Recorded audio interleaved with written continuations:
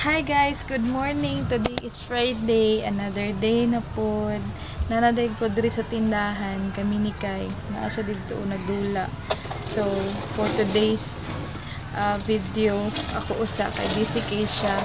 So, muna ko arrange sa tindahan, nanilhig na lang sa kakay.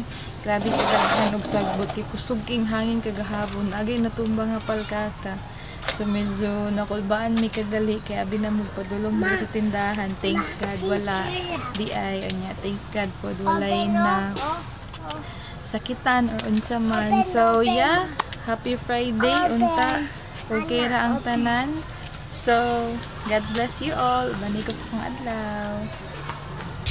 This day seems a normal day para sa atuang tanan. Pagmata na to sa buntag, kay himuon na to atong usual routine, maligo, manglaba, magluto, bago mo ato sa work. Maskin ako, I thought that this day will just be like an ordinary day. As you can see, nakahimo pa gani ko og intro nga video. Not knowing nga taod-taod day ani, na ay 7.6 magnitude nga earthquake ang muigo diri sa Davao Region. Nakapanilig pa ko, napakaon pa nako ang ako ang anak, ug nakapanghatag pupud ko kay nahitabo ni siya during recess time sa mga bata. Dili gyud nato mabala ng dagan sa panahon, wala ta kabalo kani nga oras, okay pa ang tanan. Pero sa sunod, dili na. Walay babala, walay warning, kalit lang siya mahitabo ug iyahang uyugon, literal na uyugon ang ato ang kalibutan.